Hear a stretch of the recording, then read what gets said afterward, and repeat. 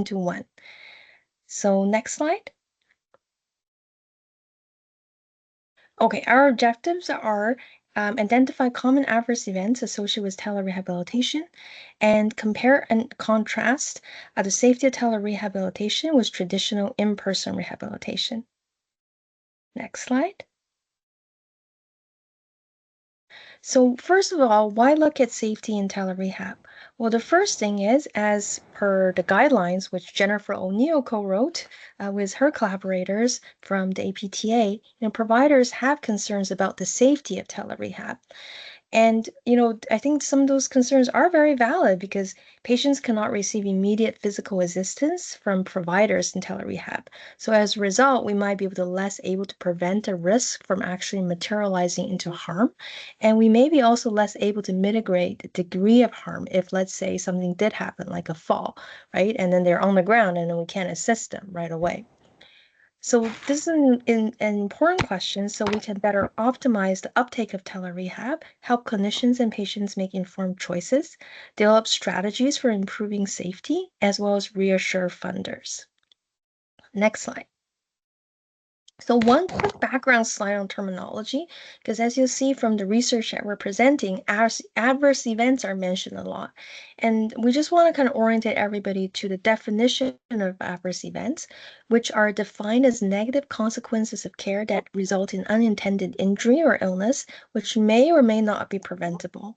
And adverse events can be both physical or non-physical. So it doesn't just have to be like falls because of somebody doing physiotherapy via telerehabilitation or aspiration.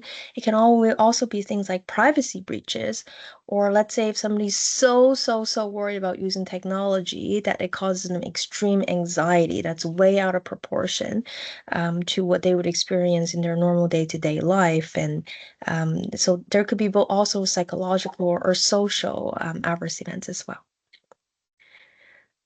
Okay, so we're going to start off with a little case. So Miss X is a 56-year-old woman who has had a left basal ganglia stroke resulting in hemiparesis. She lives 2 hours away from the nearest rehab center, and in her local home and community care, or whatever now they call it in Ontario, Lynn, whatever, they do not offer any specialized in-person neurological rehabilitation. So you suggest that she try telerehab, but her partner says, "Oh, hell no, how could you do physio over the computer? That's so unsafe, and if she falls, I'm gonna sue you." So what would you tell Miss X partner about the safety of telerehab? Any immediate reactions? Any thoughts? Feel free to put it in the chat because I know like some times it's the mic doesn't work or public place or people don't really want to talk. All very valid.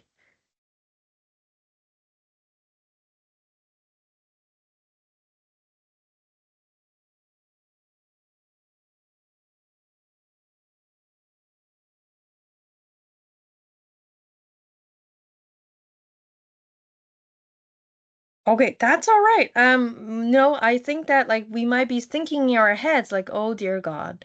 That probably is how I'm feeling right now about this. But let's go to the next slide. So we're actually going to try to answer this question in 3 different ways. The first is what we know about the safety of telerehab from the existing literature. And for that, I'm going to have Thomas Yao, who is a senior medical student, a physiatrist hopeful, who is going to be telling us about what we know about adverse events in telerehab from the literature. Hi there, nice to meet everyone, and thank you, Dr. Guo, for that intro. A little bit about why we did this study. There's been this jump in the number of, this jump in the interest regarding the safety of telerehab, especially with the COVID pandemic. And while there have been many sort of individual studies reporting safety data, there is yet to be any sort of real synthesis of the existing literature to date. And looking at all different types of telerehab across all different population types, and that's where our study comes in. And as you can see, we followed all the typical methodology that a scoping review would follow. So the JBI methodological framework, PRISMA, SCR guidelines for reporting, looked at multiple different databases, and the TIDIER framework for data collection, and looked at quantitative and qualitative summaries for data synthesis. Next slide, please. And as you can see, we looked at studies published between the years 2013 and 2023. And we chose these years specifically because we found studies reporting that 2013 was the year where there's a surge in the number of studies looking at telerehab, with not that many studies being published prior to that. In addition, we found that these very popular video conferencing software such as Zoom and Google Hangout were actually rolled out in the year 2013. And so we felt like these years would give us a good proportion of the literature out there on telerehab, while also ensuring that our results would be relevant to the current landscape of telerehab. We looked at studies published in the English language from any geographic area and all modes of telerehab. So asynchronous, meaning not in real time, synchronous in real time, and hybrid, a mix of the two. Looked at all methods of communication, so video conferencing, phone, mobile app, VR, etc., and excluded all the typical types of studies that a scoping review would exclude. Systematic reviews, meta-analyses, commentaries, protocols, editorials, abstracts, and case series of less than 5 participants. Next slide, please. So we started off with 11,863 total references, and by the time we were finished, we ended up with 81 included studies. And these were from a nice mix of different types of studies. 36 quasi-experimental, 12 mixed methods, unfortunately only 2 qualitative and 3 observational, but we did get a good number of RCTs, 28. There were 3,057 participants in the intervention groups with a mean age of 59.3 and 44.5% being female. Next slide. From this graph, it shows nicely that there's this jump in the number of studies looking at the safety of telerehab at the year 2020, and that popularity has remained ever since, and this corresponds with the COVID pandemic, as I'm sure you all know. Next slide. Looking at included studies by disease type, we can see that the most studied diseases were cardiac, respiratory, and neurological. Next slide. And what did we find? Out of 84,534 sessions, there were a total of only 295 adverse events. And out of 81 total studies, there were actually only 59 studies. There were actually 59 studies that reported no adverse events at all. And out of all adverse events, only 3 were non-physical. And there's been a lot of speculation as to whether asynchronous telerehab would be less safe than synchronous telerehab, just because there's no therapist monitoring the ongoing therapy in real time.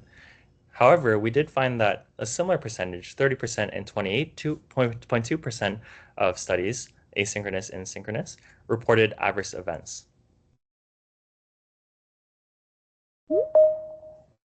In terms of severity, the vast majority of adverse events were actually defined as non-serious, non-severe, mild, or minor, with only 6 being moderate and 20 being serious or severe. And it's important to note that these were defined by the study authors themselves. And there were no sort of standardized definitions across studies as to what entailed mild, moderate, and severe. That being said, from the studies, non-serious, mild, minor included things like cough, shortness of breath, fatigue, lightheadedness. Moderate included things like falls, and serious or severe included things like ER visits, stroke, pneumonia, or acute coronary syndrome. Next slide. In terms of relatedness, we saw that only 5% or 15 out of the 295 adverse events were defined as related to the telerehab intervention. And there's this kind of smattering of different relatedness levels in between related and unrelated, but 147 were deemed to be unrelated to the telerehab intervention. And again, this was categorized by the study authors themselves. Next slide. So key points. There's an increase in the articles reporting adverse events during telerehab following the COVID-19 pandemic. There were a low number of adverse events for the total number of sessions, with most adverse events being mild, non-serious, minor, and unrelated to the telerehab intervention. There are similar rates of adverse events among asynchronous and synchronous studies. Most adverse events were physical, and most adverse events were from studies involving populations with cardiac disease, Parkinson's, and multiple sclerosis. Next slide. And thankfully, our study was recently published, and you can scan the QR code on the slide to access that.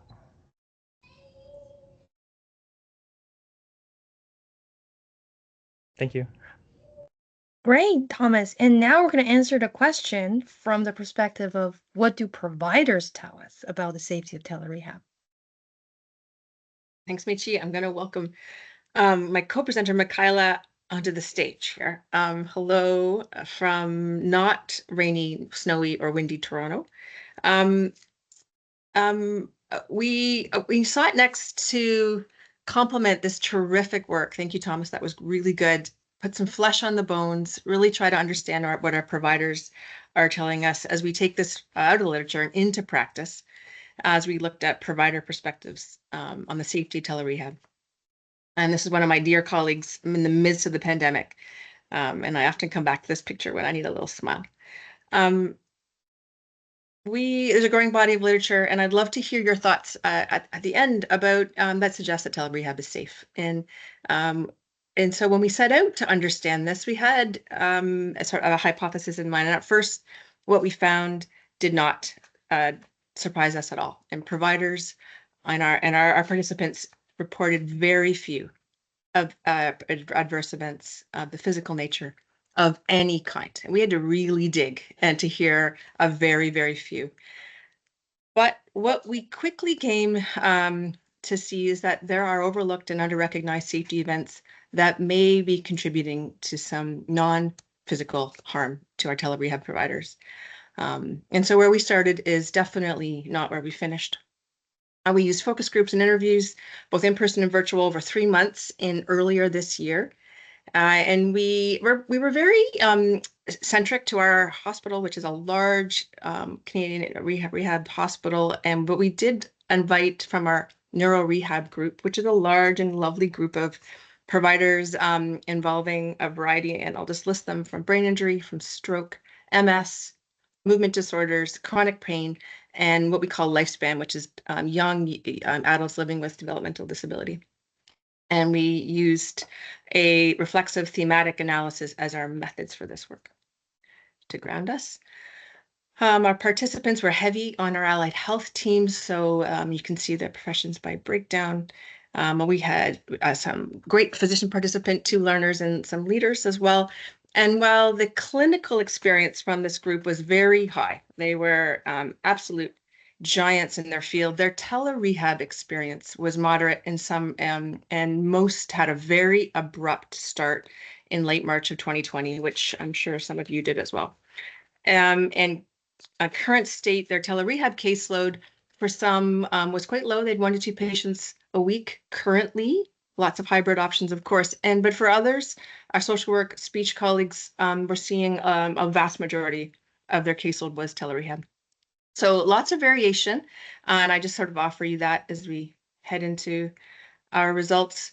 And I will share on behalf of McKyla and I and our incredible research team that this is an emerging preliminary work. This is the first time we're sharing it, and we would, as we sort of start to talk about it a little bit more, would love to hear your thoughts. Now we're down the road. This work is pending publication. We describe 3 kinds of distress that our providers are experiencing. And we have bucketed them as follows: this notion of a constant worry of the potential of, so not the present, but the potential for harm. And then the moral and ethical distress of the perceived inequities of care, of virtual care. And the third is the blurring of professional boundaries. And together we are thinking through this idea of non-physical harm, or proposing a risk of non-physical harm, which our institution has defined there. And you'll see a variety of definitions in the literature. And I'll just read it. The non-physical harm is the outcome of an event causing damaging effects to your dignity and or your emotional, psychological, social, or spiritual health. McKyla, may I turn it over to you? Thank you so much, Angie. And yeah, it's such a pleasure to be involved in this work. So let's think about these themes a little bit. So I feel like this first one is probably relatable to anyone who's ever been kind of trying to sleep at night and you find that your mind is running, thinking about a hypothetical situation. Well, what we learned from our therapists is that in this work, that the constant worry about the potential for harm was very real, because it's kind of a new area of growth, and there is some things that are unknown, and we're not beside our patients and clients. So here's a quote from one of our physiotherapists that we thought just really nicely illustrated this point. So we'll just go back to the previous. Thank you so much. How look at what they said. So someone's got aphasia, and in English is their second language. At one point, they wanted to show the mobility, and they did that fine. But what if, they wandered off the camera and didn't come back? Like, I guess I have the phone number. I guess I could reach out, but I think we're both at risk. And, what if I had to communicate in English? It's their second language, and they have aphasia, and they're new to my caseload. I only met them twice. So you can kind of see the journey of sort of hypothetical fears building on each other that can really lead to a significant stress response, and that can really take a toll on, our ability to kind of be able to kind of think clearly. And we know that kind of this chronic stress response can be linked to a lot of even negative health impacts in ourselves. So we had a lot of examples like this. So this was one that we wanted to share to illustrate this point. As we think forward to our second theme, so this is really real. So the moral and ethical distress of the perceived inequities of virtual care. So a lot of times from patients, we would hear actually that the patients really loved it. Like, it's so convenient. They get to be in their home. It's a service that they may not have been able to receive at all if they lived geographically far. But the thing is that the providers have this strong sense of kind of knowing what the options are. So here's a quote from one of our occupational therapists who was saying that, they knew it being their virtual care was a disservice. There was moral guilt that they were feeling, that this person deserves way more than what we're giving them. It's unfortunate. I'm doing the best I can. They're doing the best they can, but it doesn't feel good. You've had a lot of issues turning to managers for needing support. Like, guys, what are we doing?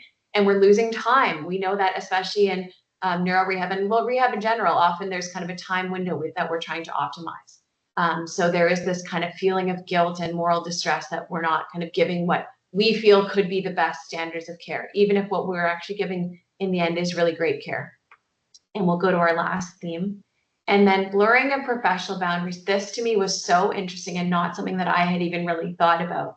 But it's that sense that we're actually really seeing into people's lives in a way that we just weren't really seeing when we're kind of bringing someone into the hospital and kind of controlling the environment by being in our own clinical rooms or our own offices. So this was from one of our social workers saying that when there are holes in our wall, that's when people get through. And I feel like there are more holes in the walls during virtual therapy, because we're in their home, we're seeing their space, we're hearing them with their spouse firsthand. Maybe we're seeing how disheveled or unsafe they are physically, whatever it is.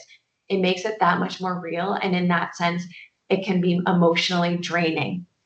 So I think this was kind of the third grouping where others shared similar stories that were just so interesting. And I think that we're all as a group still just kind of processing and kind of thinking through, what the next steps are. About next steps, so we'll go, we do have some really nice recommendations from our providers about how to optimize, their psychological safety as we're continuing to grow in telerehab. Because we're not saying don't do it. In fact, the providers were all saying, keep doing it. They love doing it in some ways, but there's also this other side that I think maybe we weren't hearing enough about.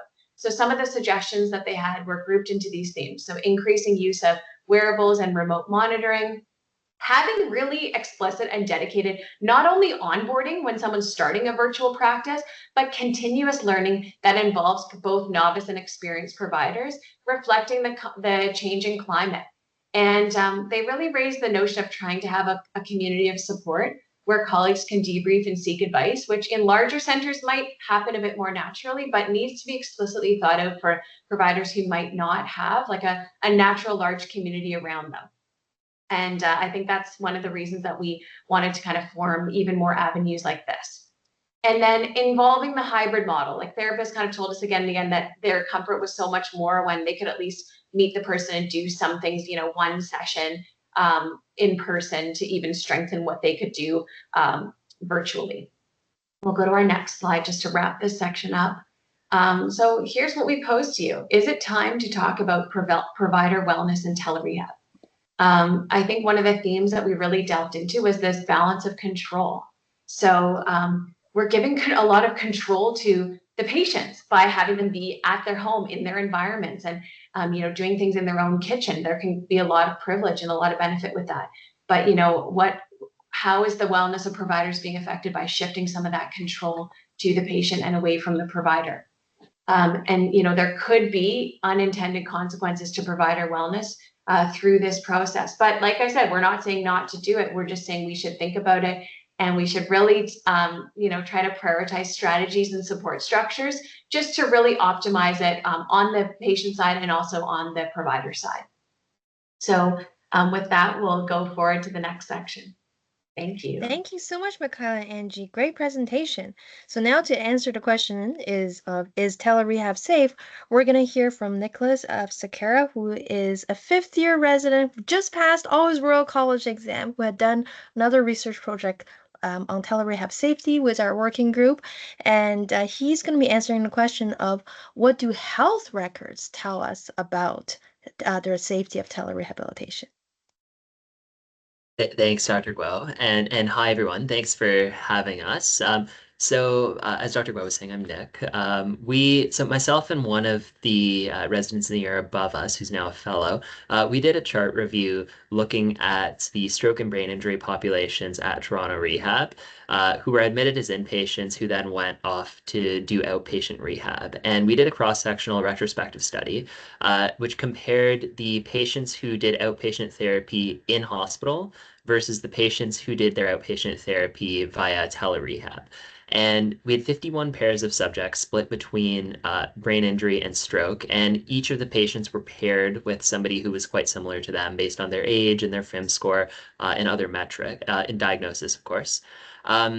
And we looked through their charts to see if there were any documented safety events, both by going through the safety data, but also by looking through every note from the physiotherapist, occupational therapist, social work, speech language pathologists, and just to see if there were any safety events that were documented or any even signs of provider psychological impact or patient psychological impact. We considered, as I was saying, both the physical and non-physical harms. And what we found from our study was that there were actually no safety events in either group. So I don't know if this might be on the next slide here. Yeah, there we go. So we found that the two of us both agreed in all of the charts that we reviewed that there were no adverse events in all of the groups, whether in the telerehab or the in-person rehab group. What we can conclude for that is that we do feel that telerehab and in-person rehab are both safe. However, one of the things the limitations of the study that might allude to what some of the Angie and McKyla were saying earlier is that it would be unlikely for a provider to document anything about their own wellness and about their own psychological impact. So given that that's something that's unlikely to be documented, it wouldn't have been picked up in what we were looking at. So again, it's something to consider that although there were no clear patient impacts, that it's unclear whether or not there would be any psychological impact on the provider based on our study. But overall, it does seem to be safe from a physical and psychological standpoint. Thank you so much, Nick. Really great presentation on your study. So in conclusion, the existing literature tells us that adverse events during telerehab research studies are low in number. The majority are mild and unrelated to intervention. The healthcare providers that we talked to in our qualitative study tells us that, yes, safety events in telerehab are rare, but there could be some non-physical harm for providers that is important to consider in the definition of telerehab safety. The medical records that we looked at tell us that telerehabilitation for patients with stroke and acquired brain injuries, based on experience of one academic rehab center, appears to be safe.